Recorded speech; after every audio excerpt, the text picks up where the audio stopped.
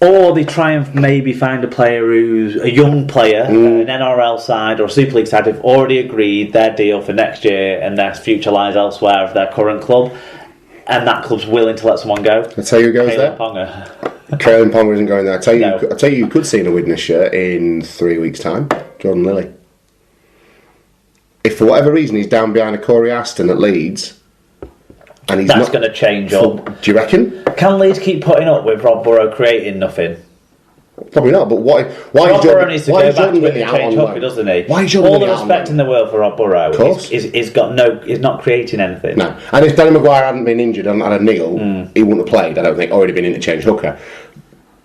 But there's something that Jordan Lilly's talent does not put him fourth in the pecking order at Leeds. Do they look at Wakefield and see if they want to do a deal for someone like a Liam Finn?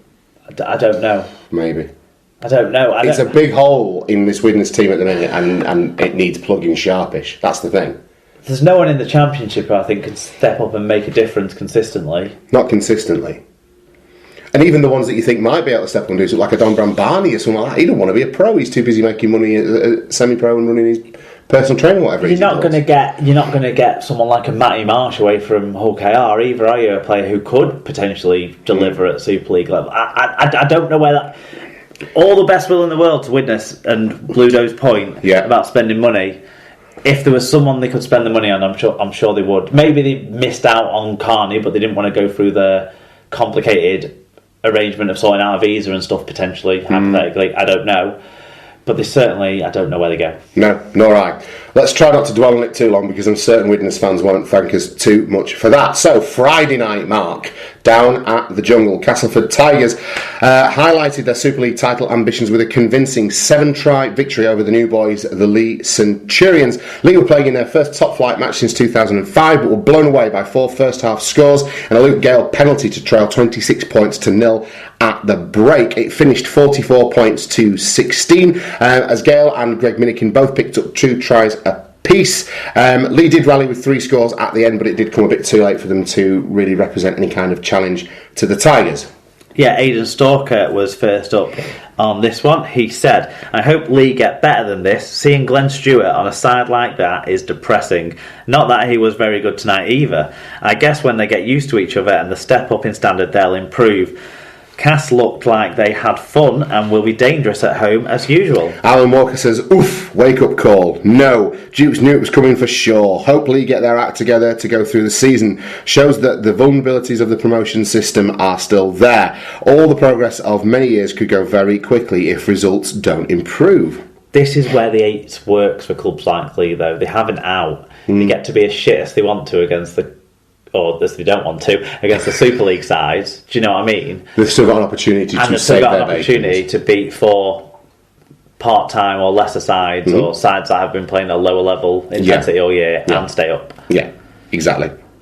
Anyway, Tyler Cass fan, he says, "Scrappy last 20, as is often the case with Cass, but that first hour was great to watch. So many potential match winners right across the team. Lee very enthusiastic for their first game back, but didn't complete enough in the first half and will have to clean up their discipline in order to stay in games." Elliot Wrench said... Can I just... Of course, sorry, yeah. Pick up on the last 20 thing. It's not something that I consciously am aware of, but... I think when I think about it, I think he's right, and of course he is. Tyler's almost always right. Of course, it could be an issue against the good sides again for them, couldn't it? Maybe that was an issue against the good sides, but I didn't spot it last year. Certainly, last year they lost too many games at home, and that was the start that started me in commentary. End of the last 10 minutes to the first half and the last 20 in the second half. Maybe they were the times.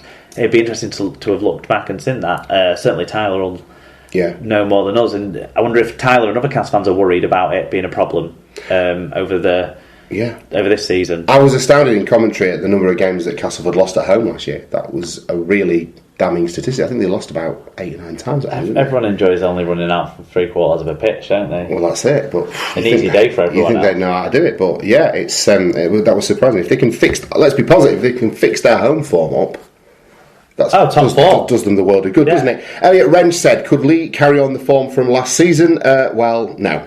After starting brightly and going toe-to-toe with a more experienced-looking cast, they faded, and the scoreline reflected that. I thought it looked a bruising encounter that could boil over at any minute. A few scuffles with one at the end were the only thing that ruffled the Tigers' fur. Lee now know what to expect. Oh, Elliot. Cheers, Elliot. He loves a good pun, doesn't he? He does. Speaking of experience, though, there was plenty of experience knocking about in that Lee Centurions pack. I think they were probably the older side, and they did have a group of players who played plenty together, but there were some newer, quite a few newer players in. The squad turnover was mentioned on Sky. I think the Super League experience was obviously higher in the cast side. The experience of playing together was obviously higher in the cast side, despite their couple of debutants. But their debutants that they brought in were people who had NRL experience, who've played in the Super League a number of years as well themselves. So it's a bit of a different kettle of fish. Yeah, exactly. Martin Shepherd says, as a Lee fan, great to have a Lee fan on board. Fantastic, thank you, Get Murray and mates onto us, Martin. As a Lee fan, it was a bit of a blow to see them lose in such a manner at Cass after a good pre-season, but the game was too quick for them. Decent first 20 minutes, but Cass's quality with the ball and top-level experience prevailed. Glad Lee heads didn't go down and grab some tries later on. A lot of training and reruns to sort out, but it's only one game amid being against arguably a top 4 side. Yeah, that's a good point to make. I think there are a lot of people calling doom and gloom for Lee, but Castleford are an extremely well-drilled attacking outfit, so other teams will get beaten by similar scorelines. You would assume this year. That older forward pack will get more conditioned as the year goes on. Well, you'd hope so. We'll get to that, though. Chris Macy thought it would be the polar opposite of Leeds versus Saints, and I wasn't disappointed. Both teams came out of the block with some serious gusto. Thought Cass were true to their classy moniker and moved the ball really well. Not surprised Lee couldn't handle them, but I'm sure they'll learn from it. Also, it's always nice to hear a southern accent in the post-match interviews now and then, winky face. Cass fan Fat Boy Rob got in touch. He said, perfect first half after Lee seemed to run out of steam after 20 minutes. Great tries on both wings with Hardacre slotting in well to Dawn's attacking position. All the debutants did well for Cass and the pack looked back to its best now it's fully fit. The play the ball seemed to be even more of a lottery in terms of penalties this year. Lee finished strong, which makes me think they'll do alright. It was cold. I can imagine it was up there in Castleford. Ethan O'Gorman got in touch. She said both sides started well with solid defence, but from the 16th minute until half-time, Castleford ripped through the lead defence, with Hardacre playing a fantastic role with Jesse Sene-Lafeo getting his first try for Cass. However, this didn't stop Lee as they battled hard and came off second best. Castleford running out 44-16 winners. Very happy with this performance by the lads, and we are looking like dark horses in 2017.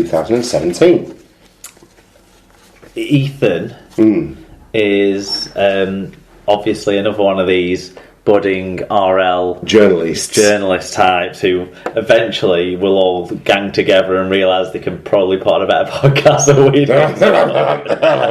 No, you can't, you shit. But yeah, that's it's great stuff from Ethan. I hope he keeps contributing and doesn't get too big for us like other ones have done in the past. Yeah, like the importers of fine wines that we've known and lost. What did Brendan Loftus have to say, Mark? He said Cass were very good, looked like they had decided that they weren't going to be taken for mugs by Lee. Luke Gale has come back from England a more confident player, and that seems to have given the others more confidence too. I think Lee will improve, but their pack look old. Behave, have the fitness of, and yeah, if it looks like it and sounds like it, that's probably what it is. Yeah.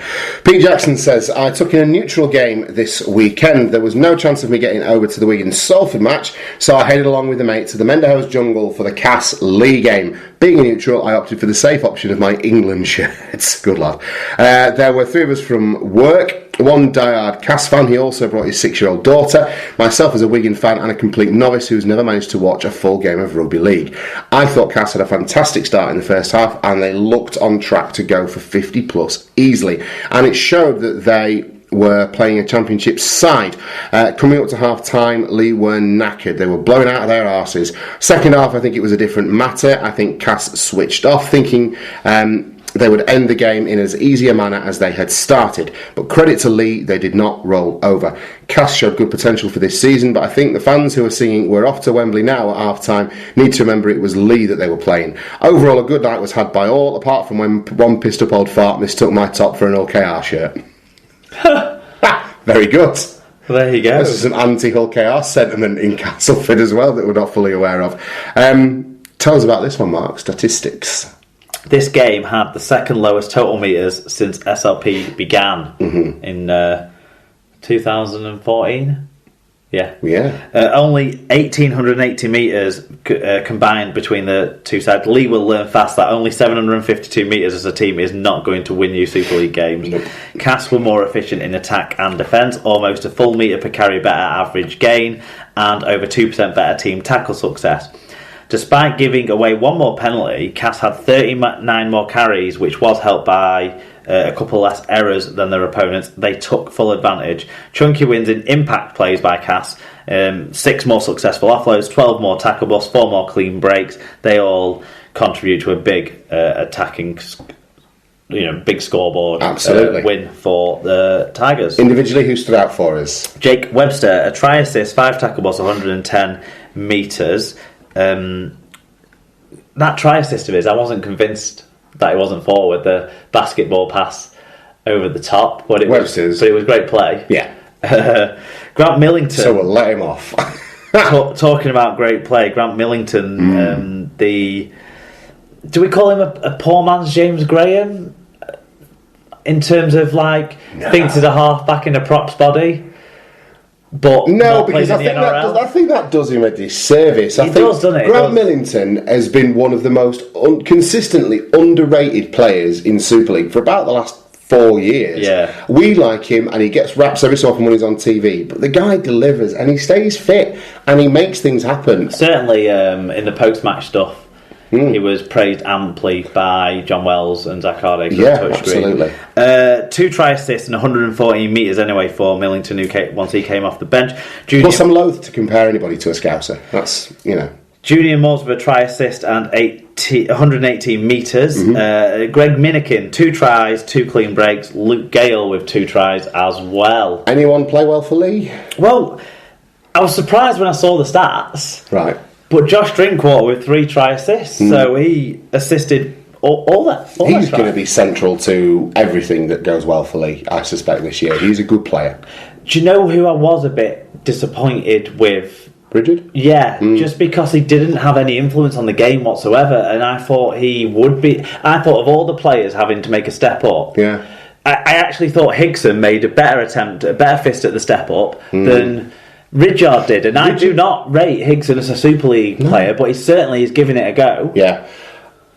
I don't know if it was because he was wearing compression gear or because it was cold. Ridyard looked chunky, or chunkier than I've seen him to me.